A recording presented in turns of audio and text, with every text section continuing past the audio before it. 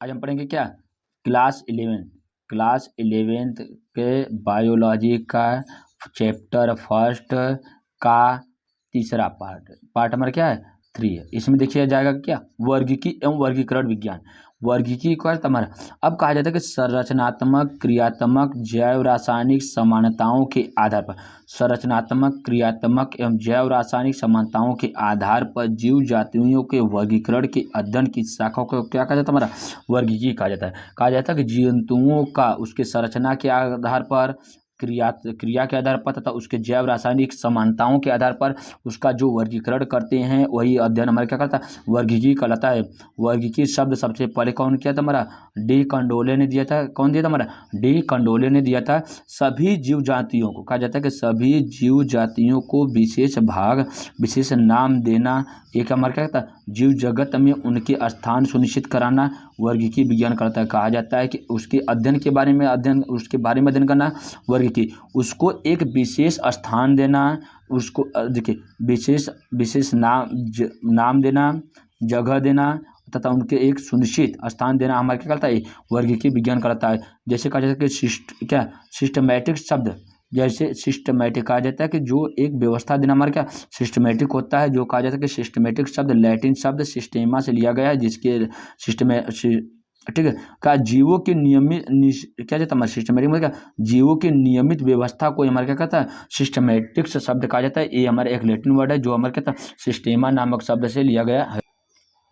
देखिए वर्गीकरण, अब क्या हो जाता है, हम वर्गीकरण के बाद क्या देखते हैं उसमें नामकरण के क्या क्या है हमारा, कैरोलस लिनियस ने प्रत्येक जीवों को जीव वैज्ञानिक नाम दिया था, जिसमें 1758 में अपनी पुस्तक इसमें सिस्टेमा नेचुरी में लगभग 4378 जंतुओं को वैज्ञानिक का नाम देकर वर्गीकृत किया था। जैसे कहा जाता है कि वर्गीकरण का जनक इसको कहा जाता है, हमारा कैरोलस लिनियस को कहा जाता है। क्यों? क्योंकि उन्होंने 4378 जंतुओं का सबसे पहले क्या द्विनाम पद्धति दिए थे, या हमारा उसका वैज्ञानिक नाम दिए थे, जिसमें हमारे क्या अपनी पुस्तक कौन सा हमारा सिस्टेमा नेचुरी पुस्तक में दिया था। सिस्टेमा नेचुरी एक लैटिन वर्ड है जिससे किसी लिए हमारा सिस्टेमा नामक शब्द से लिया गया है। अब देखिए इसका साधारण नाम तथा देशज नाम। साधारण नाम क्या है, जैसे भारत में धान कहा जाता है, भारत में धान को धान कहा जाता है। इंग्लैंड में उसी धान को क्या हमारा कहा जाता है, राइस कहा जाता है। लेकिन इटली में हमारा क्या था है, इसी को राइसो कहा जाता है। जैसे एक साधारण नाम होता है, एक देशज नाम होता है। साधारण नाम या देशज नाम मतलब एक ही नाम को अलग अलग देशों में अलग अलग नाम से जानना हमारा क्या कहता है, देशज नाम कहलाता है। जैसे भारत में धान को धान कहा जाता है, इंग्लैंड में इसी को राइस कहा जाता है, और इटली में इसी को क्या राइसो कहा जाता है। अब और क्या हमारा, जैसे भारत में गौरैया को गौरैया कहा जाता है, इंग्लैंड में इसको क्या कहा जाता है, हमारा स्पैरो कहा जाता है। लेकिन जर्मनी में हमारा क्या कहता है, हाइपरलिंग कहा जाता है। क्या हाइपरलिंग कहा जाता है।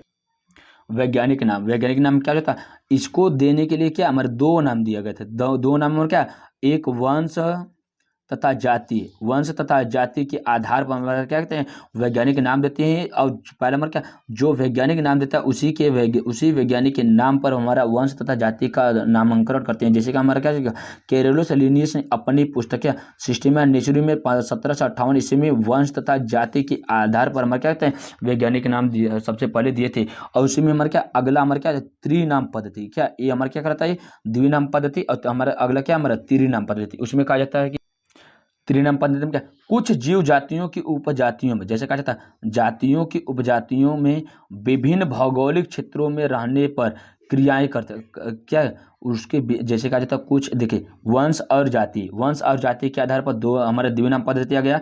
कुछ जीव जाति उसके उपजातियों में विशेष भौगोलिक क्षेत्रों के रहने के आधार पर क्या कहते हैं इसका अध्ययन किया जाता है। जैसे कहा जाता है उपजातियों का नाम जीव के वैज्ञानिक नाम के बाद लिया जाता है। क्या जाता है, जीव के वैज्ञानिक नाम के बाद हमारे क्या लिया जाता है, उसका त्रिनाम पद्धति या कहा जाता है कि उसकी उपजातियों का नाम लिया जाता है। जैसे हमारे भारतीय कौवे को क्या कहा जाता है, हमारा करवस स्प्लेंडर्स, ये हमारे क्या कहलाता है, ये त्रिनाम पद्धति, ये 3 नाम हो जाएगा। क्यों, इसमें क्या हमारा वंश जाति तथा उसकी उपजातियों का नाम दिया जाता है। अब श्रीलंका में उसी को क्या कहा जाता है, हमारा करवस स्प्लेंडर और क्या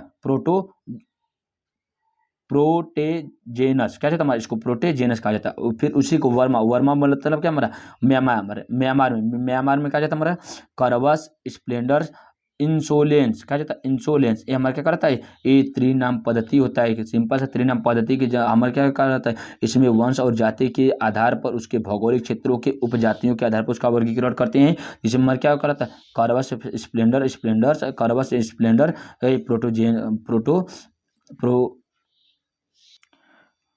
प्रोटोजेटस और वर्मा में हमारा क्या इंसोलेंस इत्यादि।